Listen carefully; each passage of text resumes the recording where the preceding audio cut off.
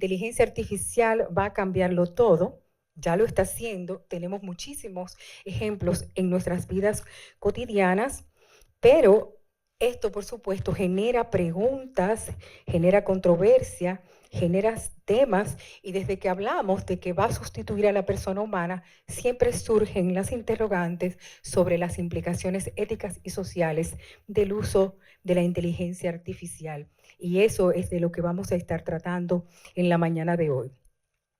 Para dar inicio formal a este evento académico, vamos a recibir las palabras de bienvenida de la rectora del Instituto Global de Estudios en Ciencias Sociales, la doctora Josefina Pimentel.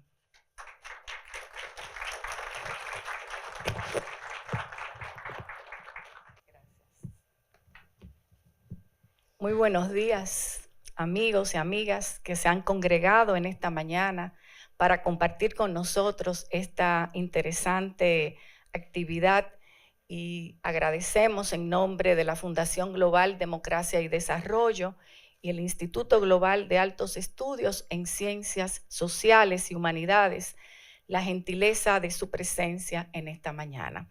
Queremos saludar de manera particular a la doctora Josefina Reynoso, nuestra vicerrectora administrativa y financiera, y de igual manera a nuestros distinguidos conferencistas Idoia Salazar y Richard Benjamín, quienes con tanta gentileza pues han accedido a nuestra invitación y compartirán con nosotros en esta mañana parte de la reflexión y el trabajo y las publicaciones que ellos han venido produciendo a lo largo de este tiempo.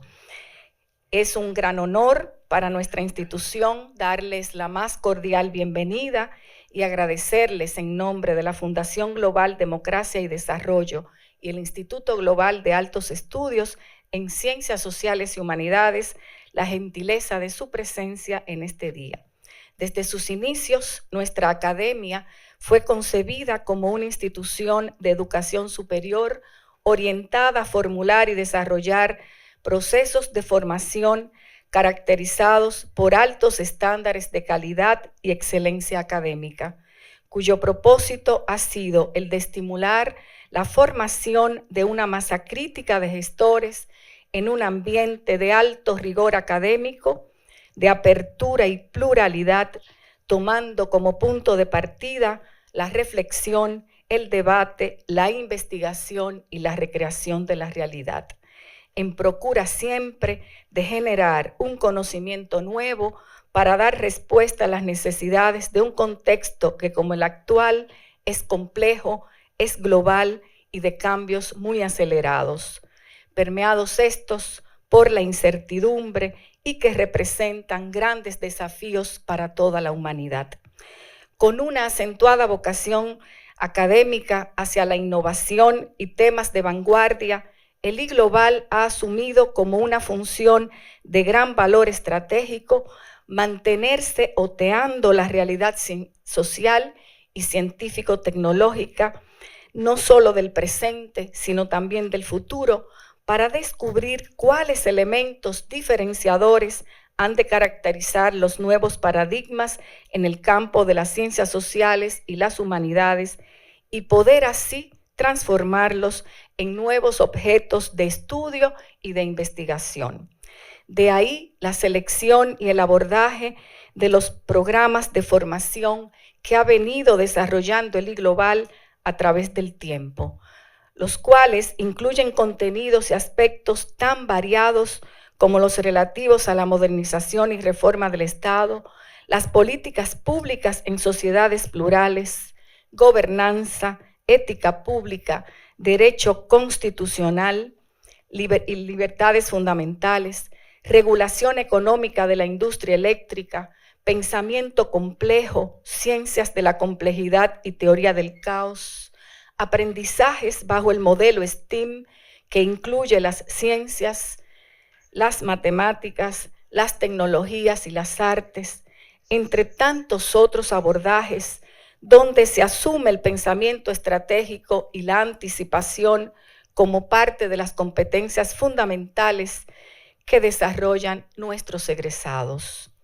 Es por esta razón que el tema que hoy nos convoca, la inteligencia artificial, se convierte en un objeto de estudio y análisis para nuestra academia, por el impacto y las implicaciones que ésta tiene en todos los ecosistemas y esferas de nuestra vida en sociedad. En tanto, representa un eje transversal que incide en los planos económico, social, científico, político y cultural. Y en particular, que es el tema que nos convoca hoy, en el campo de la ética y del comportamiento humano. En tal sentido, el Foro Económico Mundial ha indicado que el desarrollo de la economía digital creará del año 2020 al 2025 unos 150 millones de nuevos empleos de base tecnológica, señalando además que para el año 2030 la inteligencia artificial provocará un incremento adicional del PIB mundial de unos 15.7 billones de dólares adicionales. Se afirma que el 42% de estos recursos se generarán como consecuencia del incremento de la productividad y el resto por los efectos del consumo. En consecuencia, esto habría de representar la oportunidad comercial más grande de la economía mundial, según sostiene esta entidad. Es indudable, queridos amigos, que la inteligencia artificial es una gran oportunidad para introducir mejoras e impulsar la innovación en todas las esferas de nuestra vida en sociedad. Sin embargo, cualquier estrategia que se adopte para su sostenibilidad deberá contar con criterios éticos en el desarrollo de los algoritmos empleados, basados en criterios que garanticen no solo la eficiencia y la productividad, sino sobre todo en criterios éticos, garantes de derechos y en un uso responsable de la misma destinado al bien común. Y justamente esa es la reflexión que nos traen hoy nuestros expositores, los doctores Richard Benjamins e Idoia Salazar, con la certeza de que su participación será muy apreciada por toda la audiencia y a quienes agradecemos sobremanera su valiosa colaboración para hacer posible la jornada de trabajo que dejamos iniciada en el día de hoy. Muchas gracias a todos por su participación.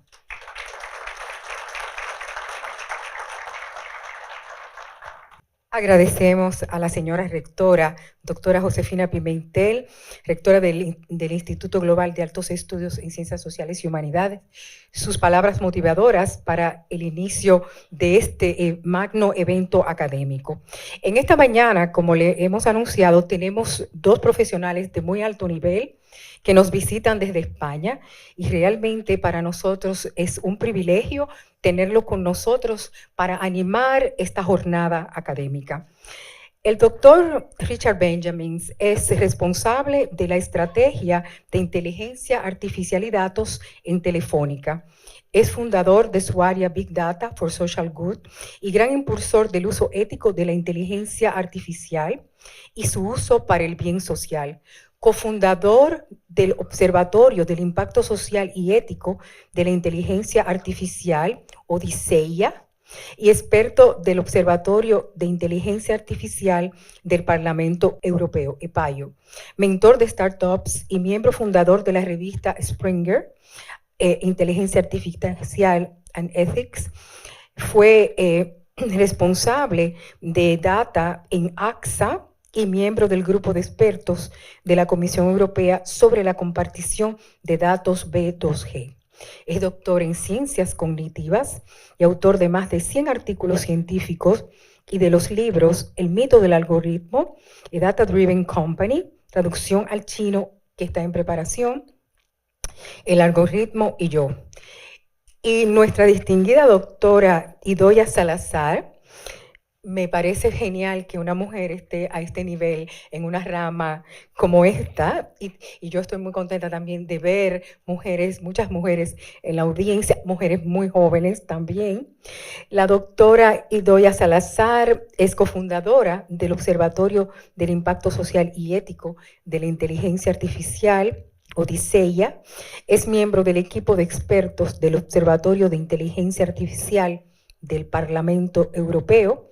Es profesora, doctora en la Universidad CEU San Pablo, investigadora principalmente en la necesidad de acercamiento multicultural a la ética en inteligencia artificial.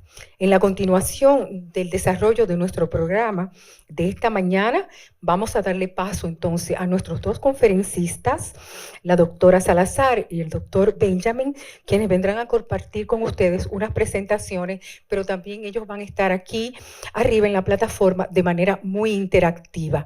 Luego de sus presentaciones tendremos un tiempo de preguntas y respuestas de alrededor de unos 15 minutos para luego finalizar con la clausura y las palabras finales. Por favor, cedemos el espacio a nuestros conferencistas.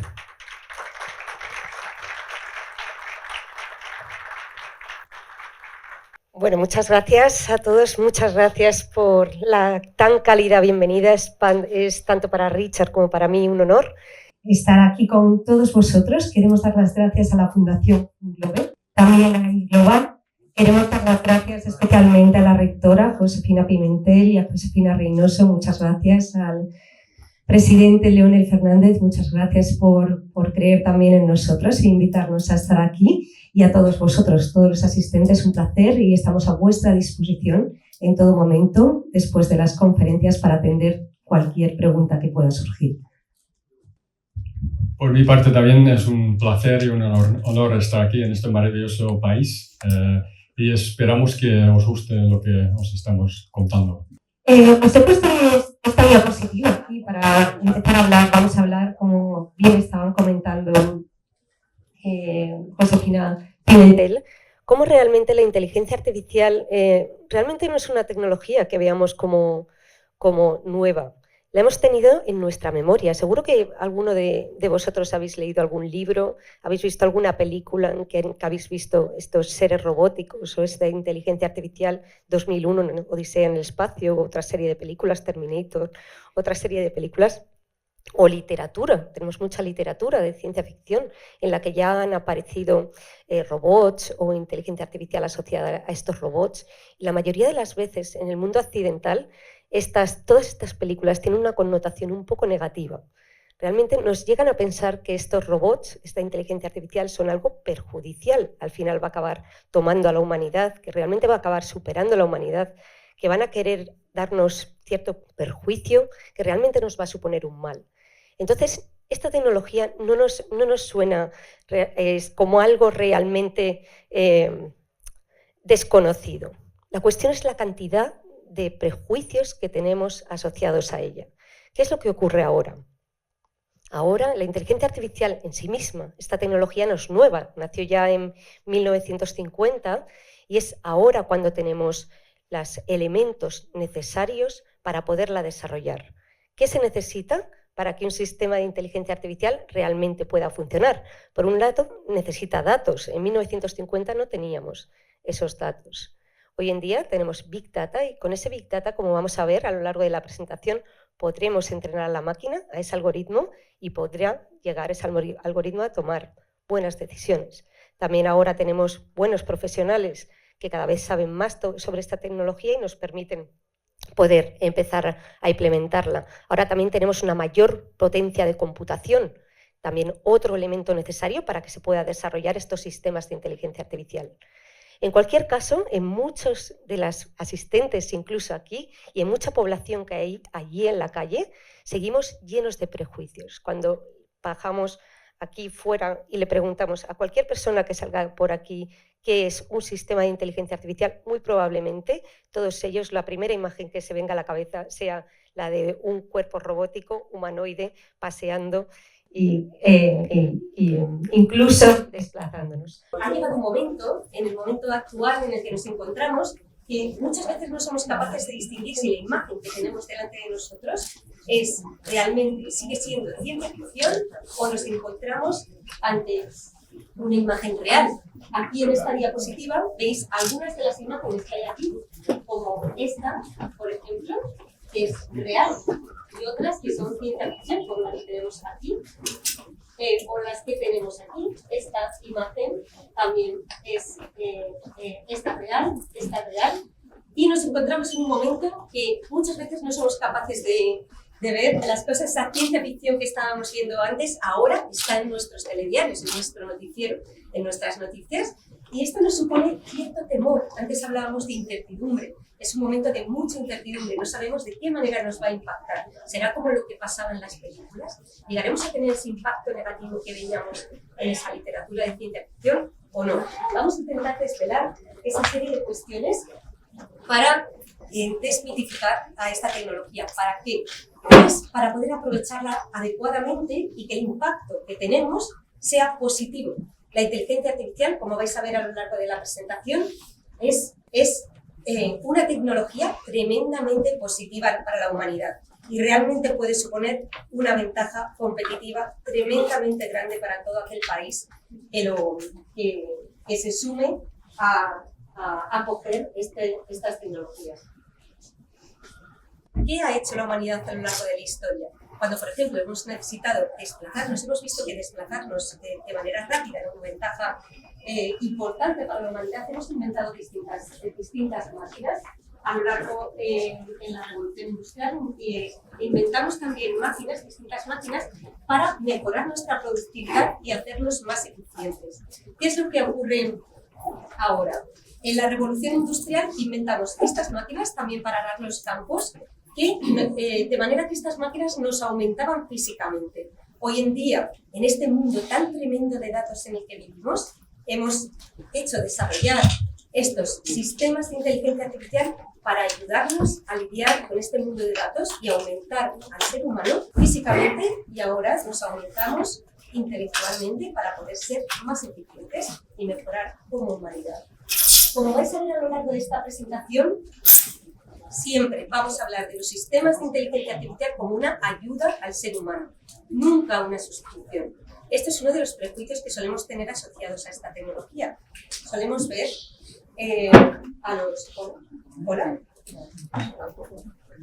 Solemos hablar de los sistemas de inteligencia artificial como un sustituto por estos prejuicios. Los sistemas de inteligencia artificial son una ayuda y hay que verlo de esta manera, una ayuda indispensable teniendo en cuenta el mundo de datos tan tremendo en el que vivimos. Fijaros una cuestión, cualquiera de vosotros que tenéis un dispositivo móvil o un smartwatch, a medida que vais andando, vais generando datos continuamente. Cuando hablemos de metaverso, cuando realmente lleguemos a sumergirnos en este mundo virtual, estaremos generando una huella digital continua de nuestros hábitos. Una huella digital que puede ser rastreable, que puede ser usada con buenos o malos fines, pero que realmente puede tener tremendas repercusiones, tanto positivas como negativas. Y es algo que para que realmente tenga un impacto social positivo debemos de tener bajo control. Y es una cuestión fundamental. Aquí entramos en una cuestión importante. ¿Qué es la inteligencia artificial? Por favor, cualquier persona que esté en esta sala o cualquiera que nos esté oyendo desde casa, me gustaría que al acabar os quedaréis simplemente con esta definición tan sencilla. Es una herramienta que gestiona y crea valor a partir de los datos. Una herramienta de ayuda al ser humano, que, como he dicho antes, nos ayuda a lidiar con esta cantidad tan tremenda de datos que hay entre nosotros. Yo realmente suelo poner el símil como si fuera un robot de cocina. Yo creo que todos sabemos lo que es.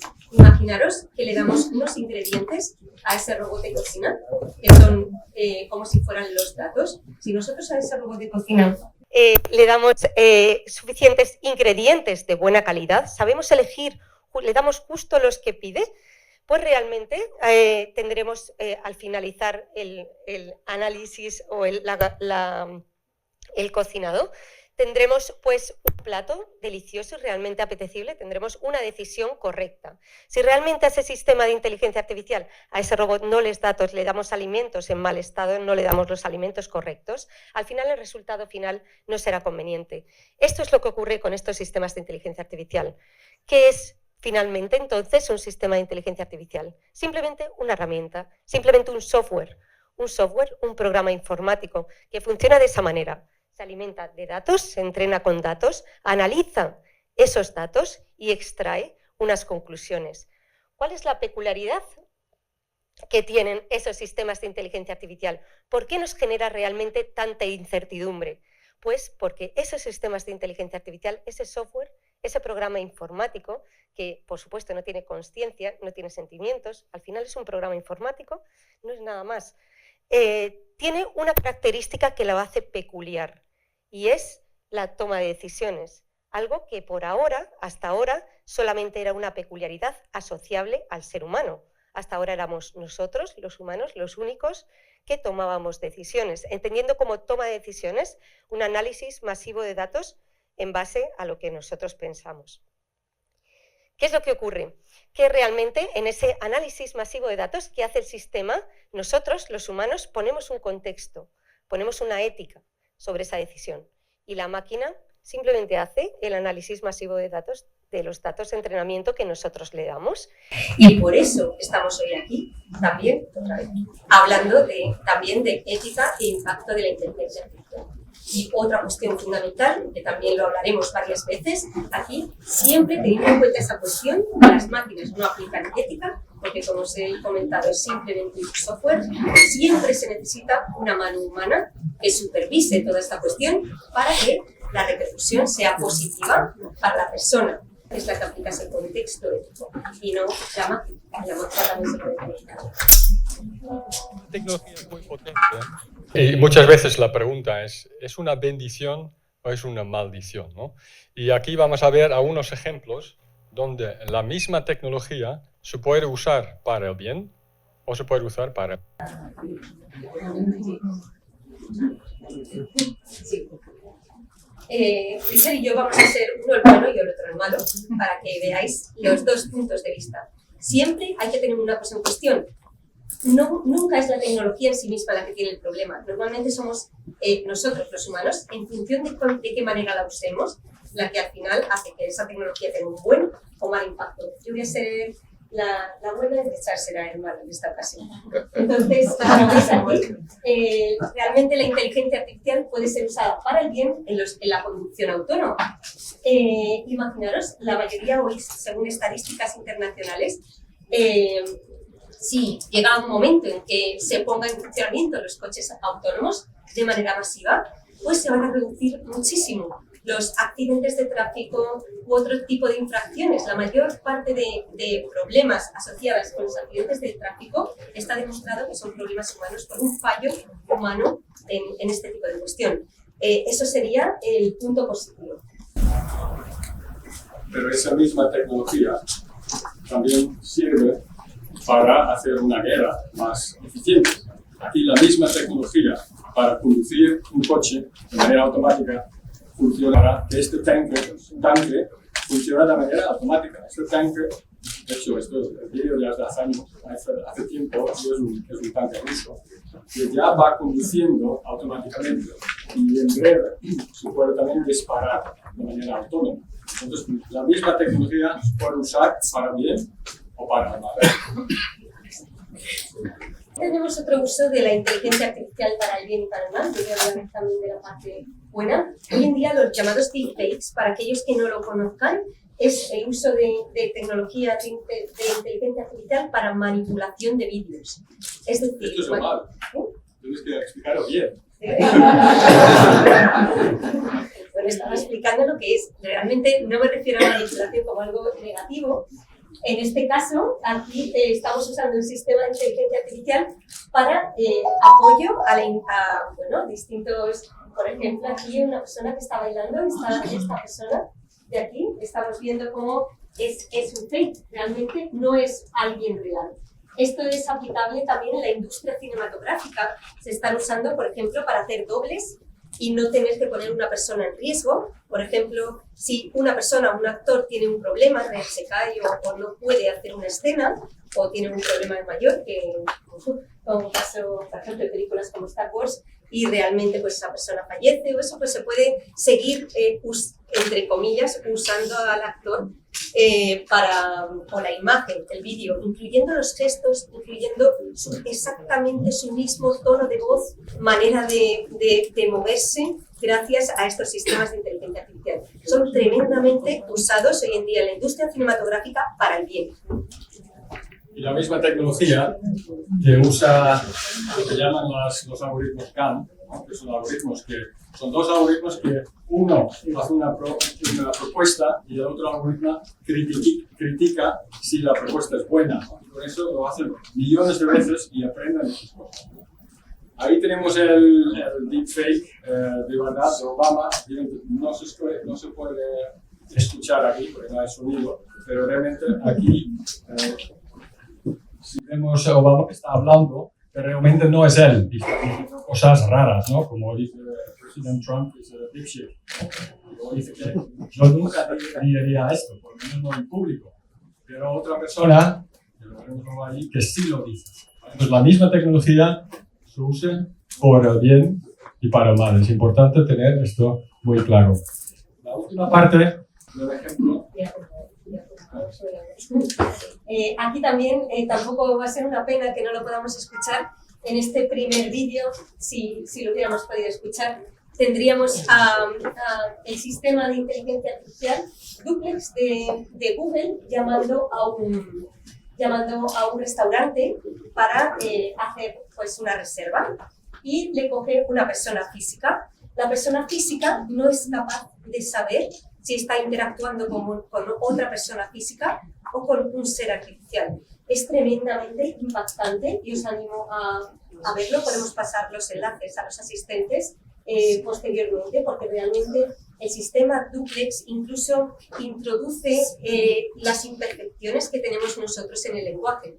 Es decir, este tipo de cuestiones que hace que seamos imperfectos y nos da personalidad y nos hace ser humanos.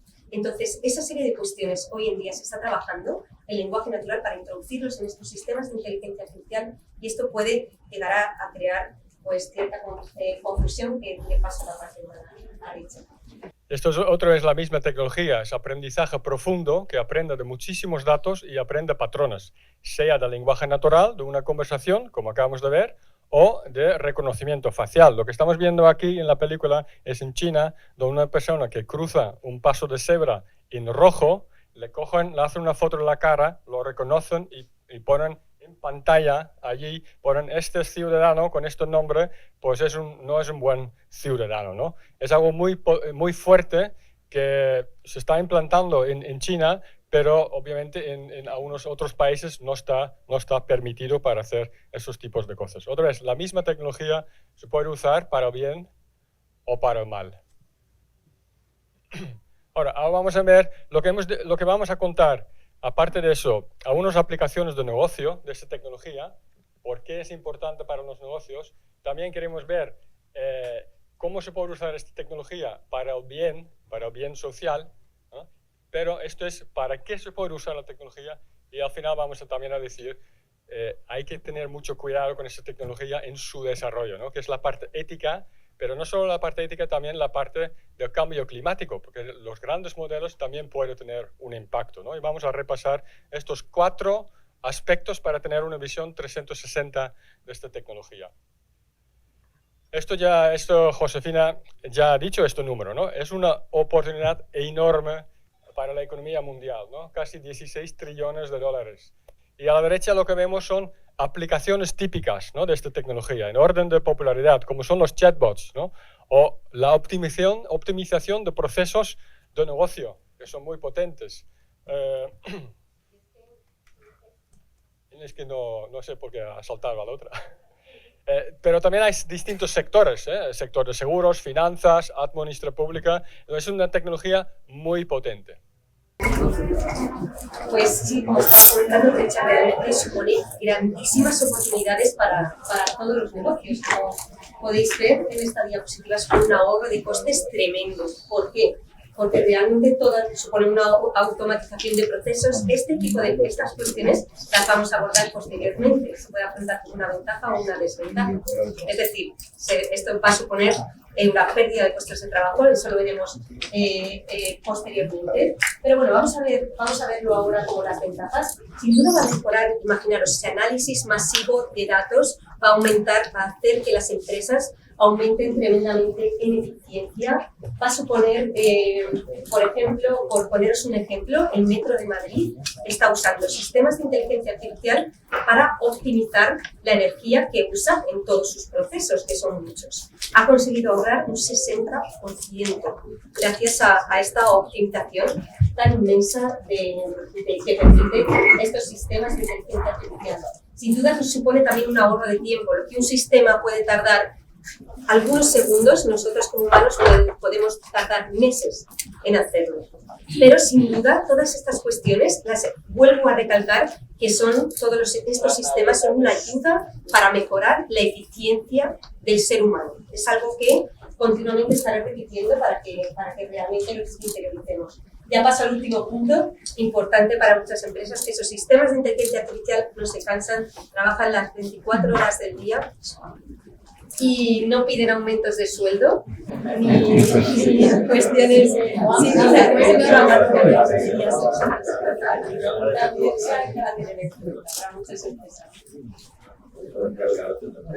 Aquí tenemos varios ejemplos. Trabajar 24/7.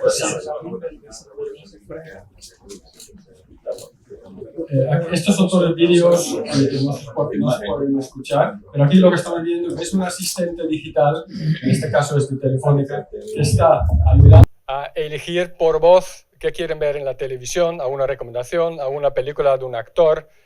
Después hay un ejemplo donde puedes preguntar al asistente cuántos datos me quedan, ¿no?, en mi teléfono, son datos, preguntas personales, o incluso puedes hacer una videoconferencia por voz y por fin el mismo asistente puede estar en el centro de atención de cliente atendiendo a los clientes que llaman a cualquier hora, a cualquier día, y con eso pueden en la práctica resolver el 30% de todas las llamadas, ¿no?, que se pueden resolver a la primera en un 70%. O sea, es optimización de procesos, optimización de recursos y 24/7 de servicios, ¿no? Son impactos importantes en los procesos de negocio.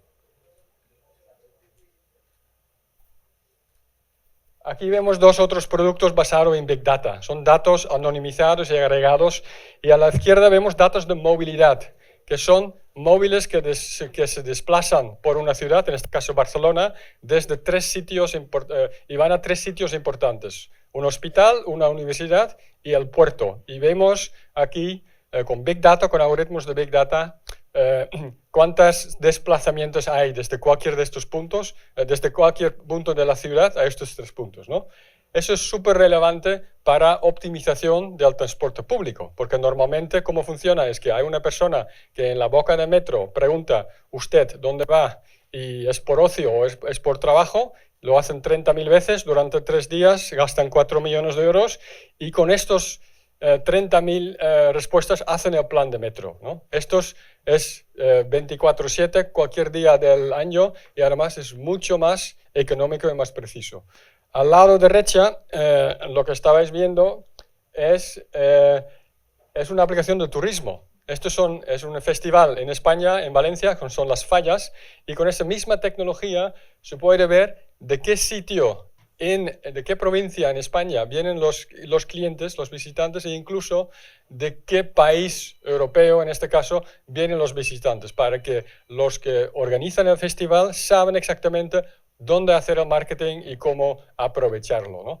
Esto, sabiendo que aquí, ¿no?, en la República Dominicana el turismo es muy importante, pues aquí se puede tener un perfilaje, ¿no?, siempre a nivel de anonimizado o agregado del tipo de clientes que vienen, que es una herramienta mucho más potente, mucho más preciso y mucho más económico.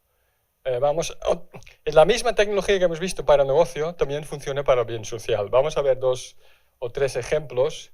El primero es, obviamente estos proyectos sociales funcionan para alcanzar o monitorizar los objetivos de desarrollo sostenible de las Naciones Unidas, ¿no? O sea, es salud, es acabar con el hambre, acabar con la pobreza, el tema de pobreza infantil. Son todas temáticas muy relevantes que con esta tecnología se puede ayudar a resolverlo.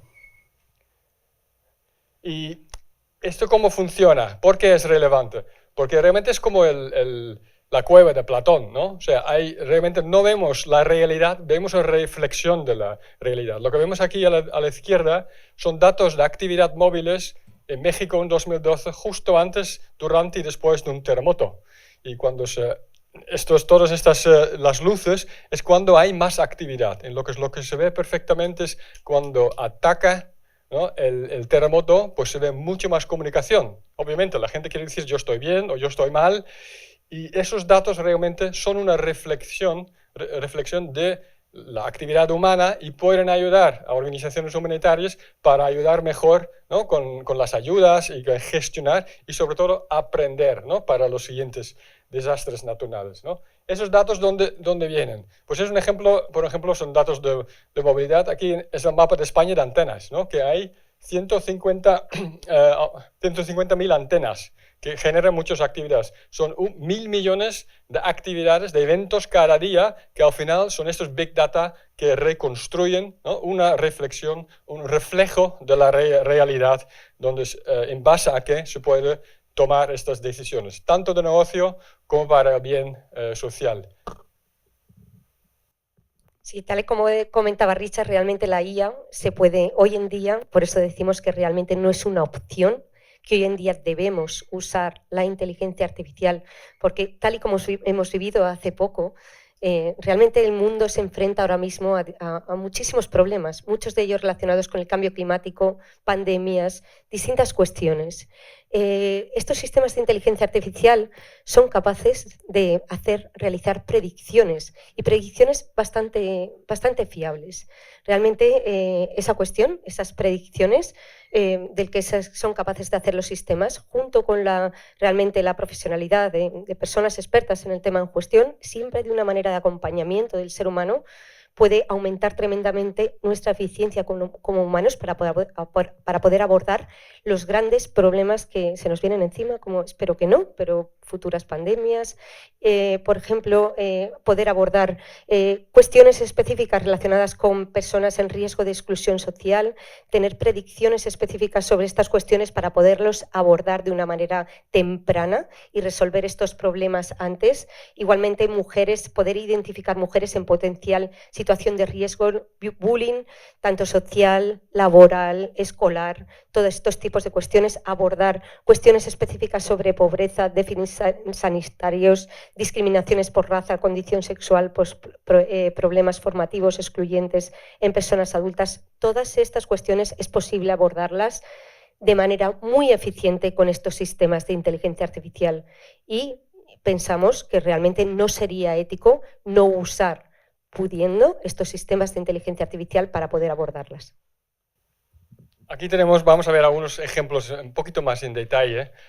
Aquí lo que estamos viendo es una inundación, un desastre natural en México, también hace unos años, y que lo que vemos aquí abajo es actividad, otra vez en las antenas de los móviles, y aquí con los circulitos es realmente el problema de inundación, y se ve una correlación muy grande entre actividad del celular y luego lo que está ocurriendo en el mundo real, ¿no? Otra vez una correlación, una indicación que estos Big Data pueden ayudar al gobierno, ¿no?, para gestionar ese desastre natural.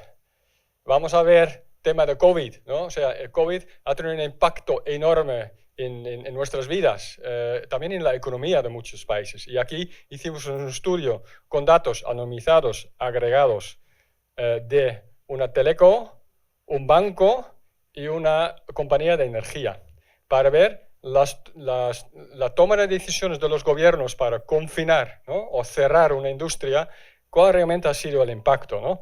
Aquí vemos, por ejemplo, un pequeño pico que es justamente en España. Antes, cuando el gobierno anunció vamos a confinar en 3 días, la gente iba a los supermercados y por eso el incremento en gasto con tarjeta bancaria, ¿no? Que de hecho en España vimos un montón de fotos de falta de pasta y papel higiénico, ¿no? No sabemos por qué, pero era por todo el sitio ahí, aunque unos días después pues no había ningún problema. En España se iba incluso más allá, ¿no? Se cerró la economía no esencial, o sea, todo era no necesario, comercio, librerías, todo esto se cerró. Se ve un valle en la energía, ¿no?, en el consumo energético. Y por fin vemos en temas de movilidad intraprovincial dentro de una provincia, se recupera de marzo al verano, pero eso no se recupera como era habitual al principio. Obviamente, ¿por qué? Porque la gente está teletrabajando y los niños no van al cole, ¿no? Entonces, aquí lo que se aprende que los datos que están, ¿no?, en distintas organizaciones pueden ayudar a los gobiernos a medir el impacto de sus decisiones en una cuestión de una semana, ¿no?, en vez de quizás meses o años esperando a datos oficiales. Otro ejemplo interesante que se hizo con estos datos, y se hizo entre 16 compañías de telecomunicaciones en Europa, compartir esos datos de movilidad, cuántos desplazamientos entre una ciudad y otra ciudad, 3.000, 5.000, y se hizo en el tiempo de COVID en todos los países europeos, y lo que se observó, aquí vemos un ejemplo de Cerdeña, en Italia, de que cuando hubo muchos viajes a Cerdeña en una fecha concreta, 2 semanas después hubo un pico en los casos, ¿no? Y ahí se aprendía y se veo que es muy importante, ¿no?, cortar algunos movimientos para que el virus no se desplazara. Son todos ejemplos de usando los datos para el bien social. Algunos de estos casos de uso son para gobiernos, otros para organizaciones humanitarias. Último ejemplo va de calidad del aire, ¿no? Todas las grandes ciudades tienen mucho tráfico. El tráfico es responsable del 30% de la mala calidad. Cada año mueren más de 7 millones de personas solo por la calidad del aire, ¿no? Y por ejemplo en España el triple de personas mueren de calidad del aire comparado con los tráficos fatales de accidentes, ¿no? Aquí lo que hicimos es una demostración de comparar datos o juntar datos públicos del ayuntamiento con datos privados de empresas, ¿no? Datos de movilidad, datos con un sensor en un coche, datos del censo, datos de qué son las funciones de los distintos edificios, datos de vegetación, y con todo eso se hizo un sistema de gestión para que los ayuntamientos puedan optimizar su gestión, ¿no? Esto es calidad del aire normal, eso es en cualquier ciudad, es así, ¿no? Por la noche muy poco, por la mañana en la hora punta más, pero porque se está calentando, pues se expande y no es tanto, pero por la noche incrementa mucho la contaminación porque se está enfriando, ¿no? Y es casi como un sándwich que la mala calidad se queda. ¿Vale? Esto se ve cada día y aquí se ve cada semana, cada día de semana. Obviamente, fin de semana mucho menos, los miércoles, jueves mucho más, pero esto es un patrón, ¿no? Y se basa en sensores que tiene cada distrito en una ciudad. ¿Vale? Lo que hicimos aquí es, aparte de estos distritos, coger un sensor y meterlo en un coche y conducir por una zona de la ciudad para medir la calidad del aire a nivel de calle, porque no es lo mismo, ¿no?, un distrito o todos los calles distintos. Y hicimos un tipo de Google Maps, ¿no?, con rojo contaminado, verde buena calidad, con el aire, con edificios concretos, ¿no? Estos son colegios y así se puede ver si a las 11 de la mañana, cuando hay recreo, si ahí hay muy mala calidad, pues eso permite a los ayuntamientos a tomar decisiones con el tráfico. De hecho, esto es una zona de alta contaminación y ya hay restricciones puestas ahí justamente para estas cosas, porque hay muchos colegios alrededor. ¿Vale? Son estos ejemplos de usando los datos y la inteligencia artificial para el bien social, ¿de acuerdo? Ahora vamos a la otra parte, ¿no? La inteligencia artificial tiene muchas ventajas para los negocios y para el interés público, pero hay que hacerlo bien, porque si no lo haces bien, pues tiene consecuencias negativas que vamos a ver aquí. Y lo paso la palabra a Idoia. Gracias. Pues sí, hemos estado hablando de esa necesidad hoy en día, si queremos realmente pues ser eficientes y realmente avanzar como humanidad de usar esta herramienta. Pero bueno, vamos a ver un poco el impacto social que puede tener en todos nosotros, impacto social y ético. Una cuestión que le ponemos exactamente en el mismo nivel de la balanza, algo que hay que cuidar desde el principio, desde el diseño, a la vez que avanzamos con la propia tecnología.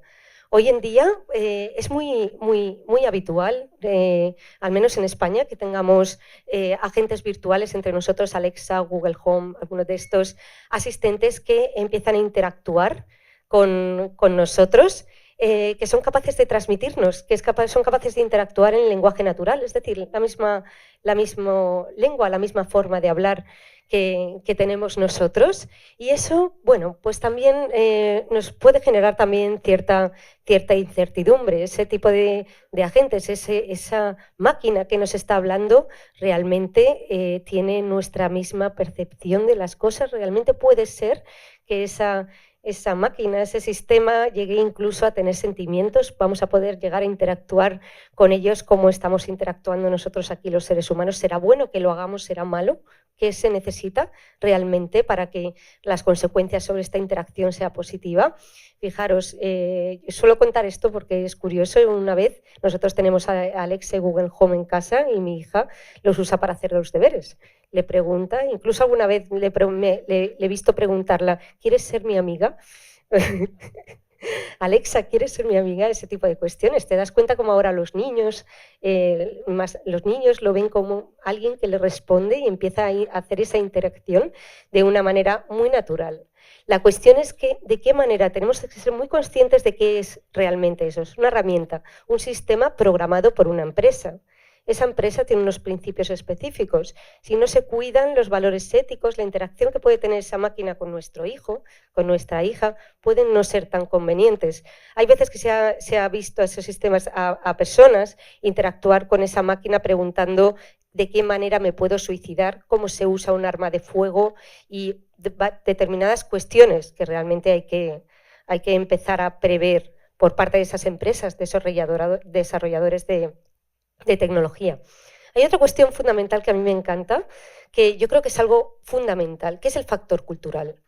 Realmente no somos iguales. Por mucho que queramos, en el mundo entero, cada país tiene sus peculiaridades culturales que son tremendamente sanas y tremendamente buenas. Ahora estamos hablando de interacción con esas máquinas. Esas máquinas que tienen también que estar un poco impregnadas de esa cultura. Aquí vemos, por ejemplo, dos asistentes virtuales, uno Google, el de Google Assistant, y Alice. Alice es el sistema de inteligencia artificial que usan en Rusia. Aquí preguntaban, en este ejemplo concreto, le preguntaba un usuario a Google Home, I feel sad, me encuentro triste. Y el sistema le respondía, me gustaría tener brazos para poderte dar un abrazo. Esa misma pregunta se lo hacía a Alice en Rusia, exactamente la misma, y la respuesta era, nadie te prometió que la vida iba a ser fácil. Entonces, realmente aquí vemos un ejemplo muy claro de cómo realmente las peculiaridades culturales realmente afectan de manera definitiva a la forma en que nosotros nos interrelacionamos con nuestro entorno. Por lo tanto, tenemos que cuidar mucho ese aspecto a la hora de hacer esos desarrollos. No se trata simplemente de coger y comprar a los Estados Unidos o a otro país la tecnología. Tenemos que ver de qué manera esa tecnología, poder usarla en nuestro país y si realmente va a satisfacer a nuestra cultura, a nuestro país, va a mantener esa cuestión que es fundamental. Es curioso cómo esto es otro de los impactos que tenemos sobre esta tecnología, que también atañe las perspectivas culturales.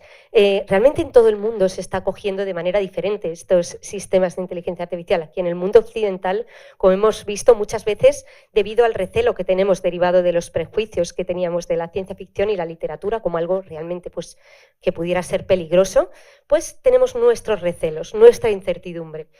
Sin embargo, en Asia, en los países orientales, realmente no existe tanto. De siempre se ha visto en esta tecnología como algo positivo, como algo bueno, como algo que nos ayuda. Los niños han crecido con un héroe también robótico que les ayuda siempre y les motiva, que les hace ser mejores. Llegan hasta tal punto que hoy en día hay personas como la que veis aquí que se ha casado con asistentes virtuales, con hologramas. Se llama Hatsune Miku, esta muñequita que se puede encontrar en diferentes formatos. La podéis encontrar dentro de una vidriera en forma holográfica. Este lleva un sistema de inteligencia artificial integrado que lo que hace es reconocer, ir aprendiendo del usuario, de su dueño, que la compra, y va entonces aprendiendo y es capaz de realizar una interacción con esa persona. Es decir, cuando esta persona llega a casa, pues le pregunta qué tal te ha ido el trabajo y cosas específicas. Y cuando le preguntas a esta persona que se ha casado con este sistema de inteligencia artificial, válido o no válido, pero esa persona está encantada, le dice, bueno, aquí Hatsune Miku nunca se enfada conmigo, siempre me recibe de manera positiva y nunca se pelea y siempre es muy agradable. Entonces, realmente para ellos es pues algo que, teniendo en cuenta su cultura, que no son tan apegados y al tacto físico como lo somos, pues, sobre todo aquí en España y en otros países latinos, pues más que suficiente. Por daros una cifra concreta, hay más de 3.000 certificados de boda emitidos en China sobre esta cuestión. No serán válidos o sí, pero para ellos están felices haciendo este tipo de cuestiones. Hay una cuestión importante que rodea esta tecnología. Hemos visto cómo tiene muchas similitudes con el ser humano en la toma de decisiones. También en esto hemos visto que, bueno, tenemos un sistema de inteligencia artificial que, bueno, simula un poco nuestro comportamiento. Le podemos asociar un cuerpo robótico, además humanoide, con ojos, nariz y boca, como si fuéramos nosotros. ¿Qué es lo que falta? ¿Qué es lo que falta? Realmente lo hemos visto a lo largo de toda la historia de la humanidad. El hombre ha intentado crear algo a su imagen y semejanza. De manera artificial, y ahora tenemos la tecnología para poder hacerlo. Lo que falta en ese ser robótico que es capaz de tomar decisiones es esta cuestión de los sentimientos. De hecho, hay muchísima investigación a nivel internacional para intentar poner ese sentimiento, esta capa de sentimientos a las máquinas. ¿Puede ser útil o no? Esa es la gran pregunta. A lo mejor en esa interacción que os comentaba con los agentes virtuales, si le dotamos de cierta parte de simulación de sentimientos, pues puede aumentar, mejorar esa interacción. Pero fijaros, eso nos ha llevado a realizarnos ahora, en este momento de la historia, más preguntas filosóficas y éticas que hace muchísimo tiempo, que hace cientos de años. Hoy en día la filosofía está en el número 1, es una ciencia que hay que volver a estudiar, y muchísimo. Relacionado con lo anterior, bueno, simplemente comentaros que hoy en día pues, se está investigando mucho qué son los sentimientos, si realmente son procesos químicos. Está demostrado que el enamoramiento es un proceso químico que ocurre en nuestro cerebro. Si es un proceso químico, también lo es el miedo. Hay personas que pierden el miedo, es un problema. Son procesos químicos. Si son procesos químicos pueden ser replicables, quizá en máquinas. La cuestión es usarlo en el momento que tenemos que usarlo, porque eso también puede ser usado para el mal y ninguno de nosotros queremos que pase. Hay que saber cuándo usarlo. A continuación vamos a hablar de otra cuestión que estoy segura que a muchos de vosotros os tendrá incertidumbre, que es respecto a si realmente estas máquinas, estos robots, van a suponer una pérdida de puestos de trabajo o realmente una ayuda. Vamos a ver. Efectivamente, como hemos visto que es posible, ¿no?, que estas máquinas, estos algoritmos hacen tareas, automatizan tareas, y se puede pensar que, bueno, si automatizamos suficientemente tareas, pues al final no hace falta trabajar tanto, ¿no? Obviamente a todo el mundo le encantaría tener ¿no? Un fin de semana de 3 días o de 3 días y medio, ¿no? Siempre cuando mantengamos la productividad y, mucho importante, siempre cuando mantengamos los ingresos, ¿no? familiares, porque obviamente si no, no es realista. La cuestión del futuro del trabajo, el trabajo de futuro, es realmente muy complejo, ¿no? No solo es el tema de que vamos a trabajar menos, sino también es cómo se financian, ¿no? Todas estas cosas, porque al final cómo funciona un país, ¿no? Que la gente trabaja y eso pagan impuestos y son ingresos para el gobierno para que, ¿no? gestionen el país, y eso incluye también las pensiones, las jubilaciones, las prestaciones sociales. Si hay menos gente que trabaja, entonces los ingresos de los estados bajan, mientras que hay menos gente que trabaja, pero necesitan más dinero. Entonces hay un problema que no está resuelto. Hay muchos países que lo están pensando, pero todavía no está resuelto, ¿no? Y ahí vienen las preguntas. Oye, pero si automatizamos tantas tareas que hasta el final podemos automatizar puestos de trabajo, igual, para compensar esa pérdida de ingreso, igual un robot, ¿no? o un sistema de inteligencia artificial tendría que pagar impuestos, porque al final las personas necesitan mantenerse, ¿no? Son cuestiones, hablando el ingreso universal, ¿no? Para cualquier persona, pues tiene que recibir un ingreso mínimo para que poder vivir bien. Son todas cuestiones muy importantes que tienen que ver con esta tecnología y que hoy por hoy no están resueltos. Vamos a ver en dos aspectos cuáles son las perspectivas, ¿no? ¿Qué se puede automatizar y qué se puede no? ¿Qué trabajos están en riesgo y qué puestos de trabajo no? ¿no?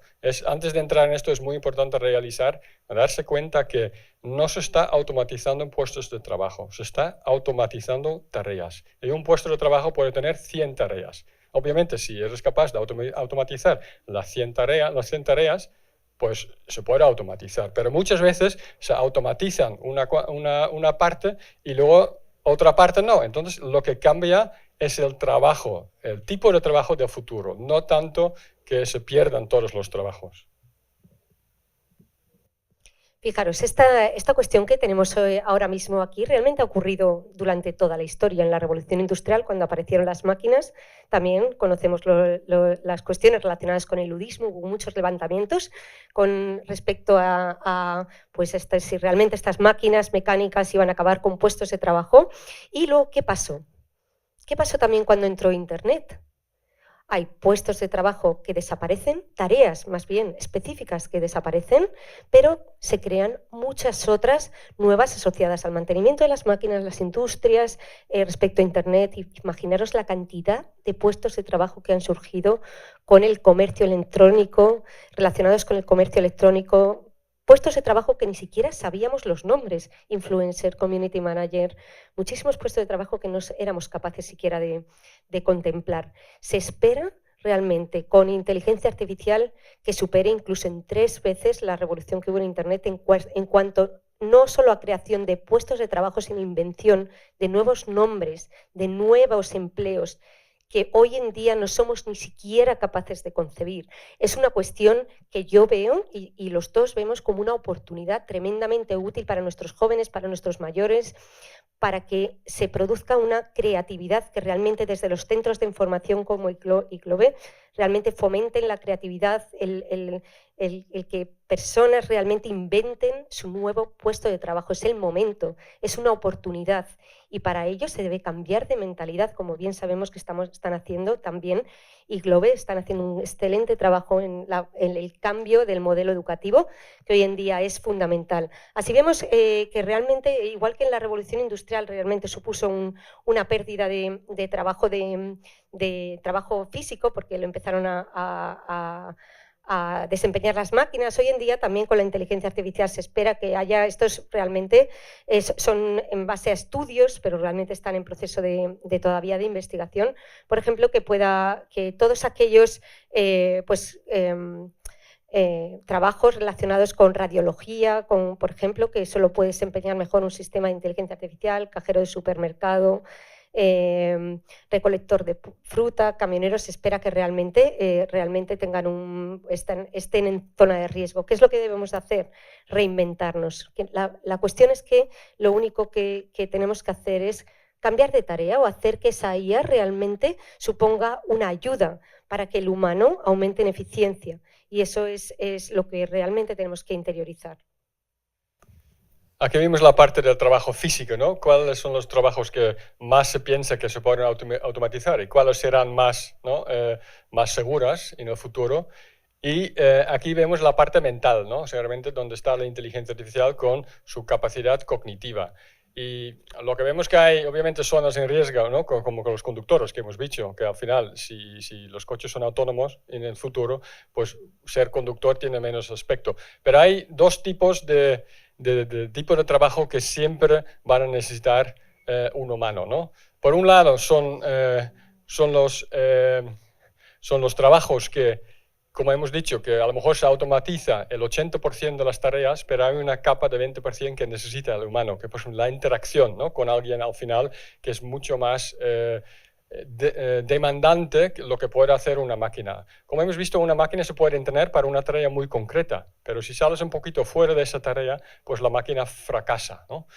Y por eso nosotros nunca fracasamos en este sitio, siempre sabemos decir algo y resolver un problema, ¿no? Y por otro, la parte del trabajo que requiere creatividad, ¿no? El pensamiento crítico, el pensamiento de totalmente salir de lo normal para resolver un problema. Allí eso también va a ser muy difícil que a día de hoy se pueden hacer con máquinas. Esto es algo, a lo mejor permite hacer una hoja de ruta, ¿no? De qué tipo de trabajos deberías diseñar, ¿no? Y también para la formación de estas personas, para que luego pues, realmente se pueda estar preparado para esa gran revolución. Respecto a esta cuestión, me gustaría enseñar una cuestión. Aquí tenemos en la zona segura los servicios de psiquiatría. Pero hoy en día ya hay varios psicólogos que son sistemas de inteligencia artificial, ¿sí? Sí, hay psicólogos y empresas que ya han desarrollado sistemas de inteligencia artificial para hacer labores de psicología. La cuestión es que está teniendo una tremenda demanda en algunos países, como incluso España, incluso Estados Unidos. Y igualmente en aquellos asociados, por ejemplo, a la medicina. Hoy en día existen sistemas de inteligencia artificial, por ejemplo, Babylon, que lo que hace es hacer una atención primaria. Es decir, el sistema es capaz de aprender en base a las distintas preguntas, consultas que le hace un paciente en cuestión, y es capaz de aconsejar a ese paciente en base a enfermedades que pueden ser mínimas. No estoy hablando de enfermedades graves, pero de atención primaria. Es capaz de resolver ciertos problemas. Si ve la máquina que puede haber un cierto que realmente necesita derivarse a un hospital o realmente a una persona, pues le deriva directamente. Este sistema está supervisado por médicos, tremendamente supervisado, y hoy en día está siendo tremendamente útil para países, por ejemplo, Ruanda, como para países que realmente la asistencia médica supone un problema. Gracias a se hace a través de una página web y es capaz de resolver. Es decir, esa persona no tiene que desplazarse para atención primaria al centro de salud y es capaz de resolver su cuestión directamente desde el lugar en el que se encuentra. Para zonas rurales, para determinadas cuestiones está siendo tremendamente útil y es algo a tener en cuenta. Países como Reino Unido, países como Italia ya lo están implementando con éxito, siempre en la atención primaria y con una gran supervisión, pero está siendo muy útil, no hay que descartarlo.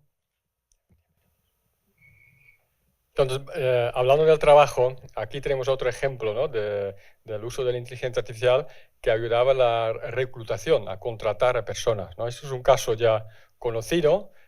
Aquí lo que pasaba es que usaban el sistema de inteligencia artificial que había analizado desde de los 10 años anteriores todos los currículums de las personas que habían contratado y que luego tenían éxito en la empresa, y con eso habían hecho un modelo de inteligencia artificial para predecir de nuevos candidatos quién podrían ser contratados y quiénes no, ¿no? Resultó que este sistema discriminó contra el género, ¿no? En concreto contra las mujeres. Y Amazon lo tuvo que retirar, ¿no? No se dio cuenta hasta que alguien se lo dijo. Aquí podemos pensar, pero ¿cómo puede ser, ¿no? que una empresa genera o crea un sistema de tal forma que puede discriminar, que es incluso contra la ley, ¿no? Esto es cómo funciona la inteligencia artificial, el aprendizaje profundo, que tiene muchos datos, como he dicho, currículums, y obviamente, porque es un sector de tecnología, los currículums de los años pasados pues eran sobre todo hombres. Entonces lo que había aprendido la máquina es el idioma que usan los hombres en sus currículums para escribir, y lo que usaban las mujeres, que usan palabras distintas aparentemente, pues estaba castigado, ¿no? Penalizado en el scoring final. Entonces obviamente es algo que no se puede permitir. Y como esto, ¿no? Hay otros ejemplos que vemos aquí. Yo solo voy a explicar dos, porque vamos con poco tiempo. El primero es lo que vemos en todos nuestros móviles, ¿no? Cuando hacemos una foto a alguien, a un grupo, vemos esos cuadritos, ¿no? Y porque reconoce la cara. Aquí vemos todos los cuadritos menos una persona, ¿no? Una persona de color. Y obviamente vamos a decir, esta cámara discrimina, debería reconocer todas las caras, ¿no? Tampoco es verdad que el diseñador de esta cámara no tenía previsto hacer esto, quería hacer una cámara para todo el mundo. Aquí, otra vez lo mismo, hay que darse cuenta que los datos que usas para entrenar el sistema tienen que ser representativos para todas las personas a que lo quieres aplicar, ¿no? Aquí lo que habían hecho es entrenar este algoritmo con muchas imágenes, con fotos de hombres blancos o de personas blancas, y no tanto diversidad. Entonces el resultado es eso. Hoy en día se sabe que existe y vamos a ver cómo no tratarlo, cómo evitarlo. Otro ejemplo muy típico es la traducción automática, ¿no? Si tú quieres preguntar, y esto es de Google de hace unos años, dices, ella es médico y él es enfermero, lo traduces a un idioma que no tiene el género tal cual, y luego lo vuelves a traducir al original, al inglés, ponen, él es médico y ella es enfermera. ¿Por qué? Otra vez lo mismo. Las máquinas aprenden de los datos y aprenden la estadística entre las palabras. Y obviamente, si miras todos los datos, los textos que hay mucho más médicos con él que médicos con ella, y mucho más enfermeras con ella que enfermeros con él, ¿vale? Google no quería hacer esto, pero le ha salido así, ¿no? Porque no lo ha pensado antes. Entonces aquí lo que hay que hacer es desde el diseño. Hoy en día, si pides a Google nurse, ya dice dos cosas: enfermera femenina, enfermero masculino. Google lo ha aprendido, el algoritmo no, porque interviene el algoritmo. Y ahí es el reto, ¿no? Hay otros retos donde no podemos entrar del todo, pero bueno, la ética también, ¿no? Es solo para las personas, también es para las máquinas. Sí, yo creo que incluso en este momento ya de la presentación, yo creo que todos los asistentes serían capaces de responder a esta pregunta. ¿Las máquinas, esos software, pueden tener ética? ¿Realmente? ¿Quién tiene la ética? El ser humano. La ética la tenemos los seres humanos. ¿Por qué? Porque realmente la máquina, ese software, no tiene consciencia. Realmente somos nosotros los que tenemos que poner en decisiones importantes ese contexto que aporta, esa ética que tenemos todos, normalmente, a esa decisión final.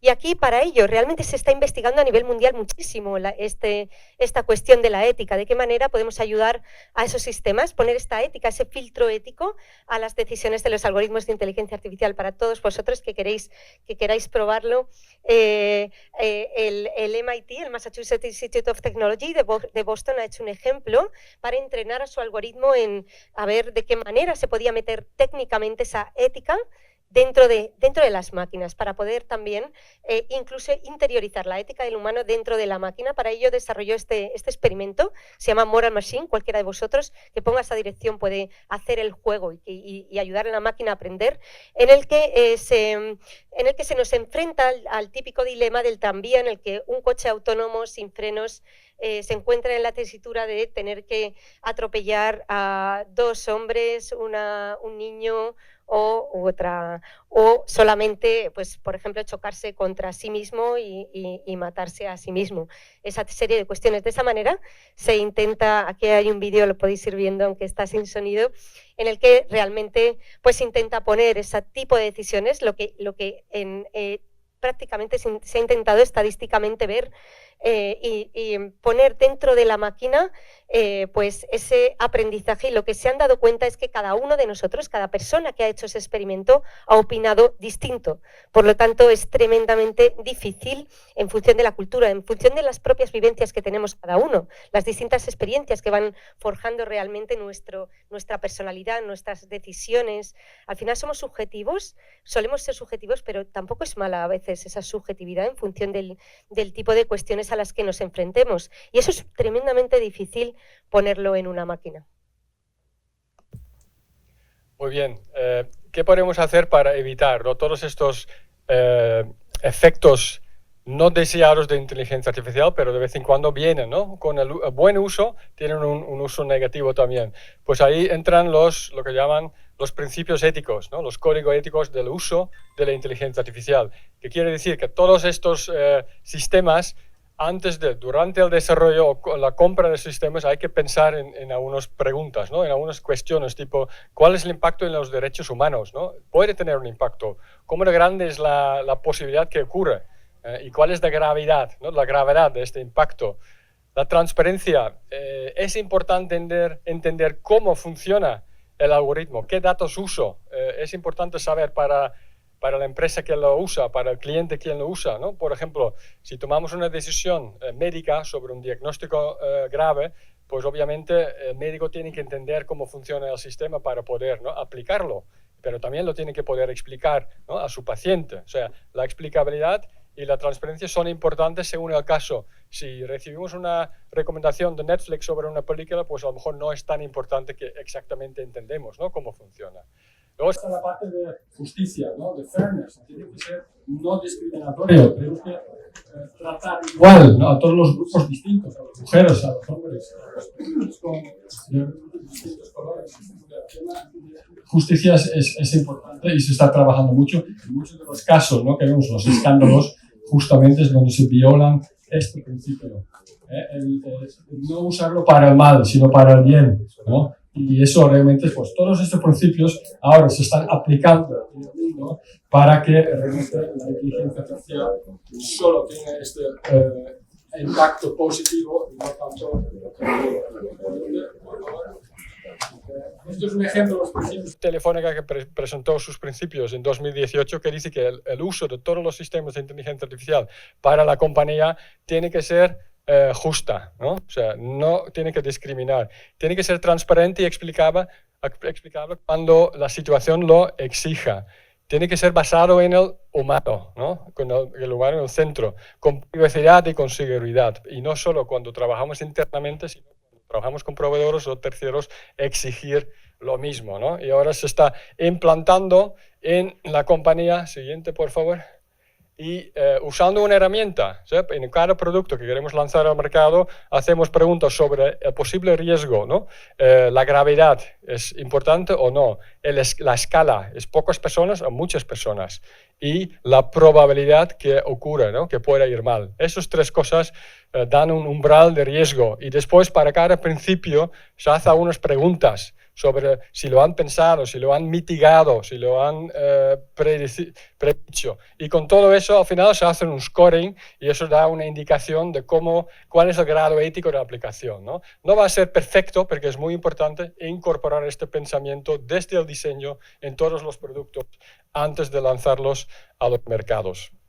Y eso también, pues brevemente, dentro como Odisea, donde somos los dos fundadores, hemos montado una iniciativa que coge las mejores prácticas de empresas importantes que ya lo están haciendo para formularlo de tal forma que lo pueden usar las empresas más pequeñas y menos avanzadas, y luego adaptándolo a cada sector, porque no es lo mismo en el sector industrial aplicar los principios éticos que en el sector de salud o de finanzas. Hay que tenerlo en cuenta. Bueno, ahora vamos a comentar alguna serie de cuestiones. Hemos hablado que realmente la inteligencia artificial es muy buena, pero requiere, para poder ser eficiente con ella, requiere ciertas medidas tener en cuenta mucho la responsabilidad, la ética, pero todos sabemos que la ética realmente cuando no somos éticos tampoco se nos puede penar, tampoco normalmente se nos pena por ello, me refiero a nivel monetario u otro tipo de penas, y eso hace que muchas veces pues no tengan, se produzcan situaciones pues un poco buenas para todos.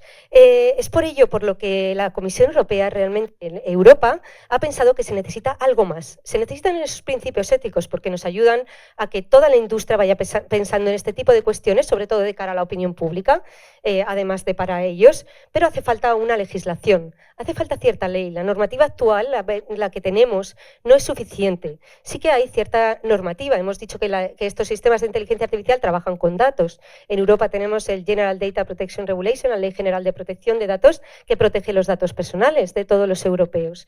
Y ese tipo de cuestiones, como hemos dicho que estas máquinas, que estas herramientas trabajan con datos, son aplicables. Pero también hemos estado viendo muchas otras peculiaridades de esta inteligencia artificial que hace que se necesite algo más. A este respecto, la Comisión Europea ha propuesto ya una normativa específica sobre inteligencia artificial. ¿Con qué objetivo? Por un lado, aumentar la confianza de los consumidores para que realmente empecemos a creer en el potencial, empecemos a usar la inteligencia artificial, y también con el objetivo de que haya más expertos que se queden en Europa y no se vayan a otros países, que empecemos a fomentar mediante formación y mediante otra serie de cuestiones el que nuestro país y nuestros países pues tengan ese nivel de excelencia necesario para el desarrollo de estas herramientas. Hay una cuestión básica. La Comisión Europea realmente ha planteado todos estos principios desde una posición básica y estratégica, que es muy importante. ¿Qué queremos? ¿Frenar esta tecnología? ¿Realmente queremos que Estados Unidos y los países asiáticos tomen la delantera en esta tecnología? Pues no. No queremos eso, ¿verdad? Realmente queremos que Europa, en este caso, pues fomente la inteligencia artificial, que se fomente esta tecnología que hemos hablado que puede ser tan tremendamente útil para ellos, para esto. Todos sabemos que una vez que ponemos cierta normativa se produce una cierta ralentización y se está estudiando muchísimo estas cuestiones, cómo reintroducimos leyes para no frenar realmente el crecimiento de la inteligencia artificial, la evolución de la tecnología, sin que se produzca un perjuicio para la industria que estamos intentando desarrollar. Así, teniendo en cuenta esa cuestión que ya hemos hablado, que el peligro no está en la tecnología, sino el uso que le hacemos, la normativa está basada en casos de uso específico. No se regula la tecnología, se regulan esos casos de uso. Y así ha establecido un semáforo. Tenemos, por un lado, los sistemas de... ¿puedes, por favor? El semáforo rojo, en el que tenemos algoritmos prohibidos. Está prohibido hacer algunas de las siguientes cosas. Manipulación mediante técnicas subliminales más allá de la conciencia de una persona. Está prohibido el uso en la Unión Europea, el uso de esta tecnología para realizar manipulaciones subliminales frente a los ciudadanos. Va a estar prohibido el uso de inteligencia artificial para hacer puntuación social por parte de las autoridades públicas, tal y como está ocurriendo en China y en otros países.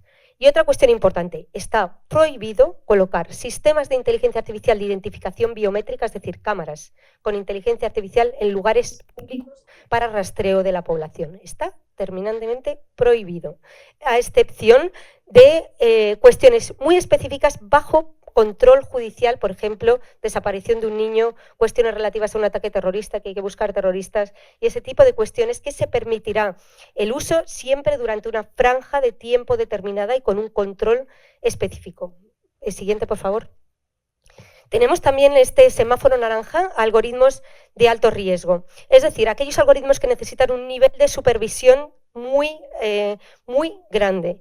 En este caso tenemos identificación biométrica en todos los aspectos, no solamente en lugares públicos, y categorización de personas físicas, componentes de seguridad en infraestructura crítica, educación y formación profesional, empleo y gestión de trabajadores, es decir, que usemos un algoritmo de inteligencia artificial como le ocurrió a Amazon a la hora de contratar de contratar o gestionar a nuestros trabajadores. Eso es un algoritmo de alto riesgo que deberá estar pues, sometido a una serie de supervisión pues, bastante grande para evitar esos problemas de discriminación o otro tipo de inconvenientes. Acceso y disfrute de servicios privados esenciales y servicios y beneficios públicos. Otras cuestiones, por ejemplo, gestión de inmigración, asilo, control de fronteras, administración de justicia y procesos democráticos. Siguiente, por favor. Aquí podéis ver en esta diapositiva algunas de las obligaciones a las que estarán sometidas todas estas empresas, organismos, administración pública o privada que quieran usar estos sistemas de inteligencia artificial de alto riesgo. Son muchos y su uso será muy frecuente realmente, pero siempre deberán estar vigiladas para que realmente tengan que el conjunto de datos que usa tengan la suficiente calidad. Siempre se debe llevar un registro específico de la actividad que garantizará la trazabilidad de esos resultados. Se deberá, como explicaba Richard antes, poder explicar la decisión de ese algoritmo de inteligencia artificial. Se deberá aportar una documentación detallada, tanto de las carencias como de los límites, como de las posibilidades de esos algoritmos de inteligencia artificial. Se deberá ser muy transparente en la información que los desarrolladores dan a la empresa en cuestión para que esa empresa pueda usar esos algoritmos. Deberá haber las medidas adecuadas de supervisión humana, es decir, el humano como centro al final de la decisión y no fuera de la decisión. Y deberá haber un nivel alto de ciberseguridad. Al final hablamos de datos, hablamos de posibilidad de algo físico que se puede hackear y que realmente puede suponer un problema para cualquiera de nosotros. Para ellos también en Europa, nosotros en Odisei ya estamos haciéndolo, desarrollando un sistemas de certificación para ayudar a las empresas a adecuarse a todos estos cambios y puedan tener sellos de calidad para ayudarles para ver que cumplen con todos estos requisitos. No lo cumplen, multas tremendamente altas para poder pues, evitar que se produzcan problemas con estos sistemas.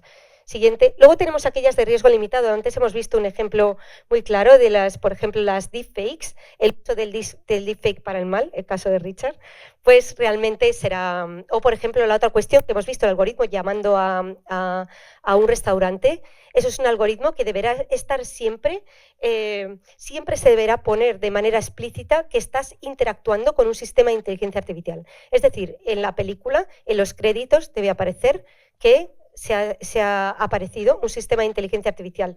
Debajo por ejemplo, cualquier anuncio en el que se haya usado esta tecnología, se debe poner que se está usando con el sistema de inteligencia artificial. En el caso de una llamada a un restaurante, siempre se debe identificar al principio que esa interacción está siendo con un sistema de inteligencia artificial para evitar justo pues, esa intranquilidad de que va a llegar un momento que, teniendo en cuenta la evolución tan grande de la tecnología, no sepamos si vamos a estar hablando con alguien irreal, alguien artificial o alguien...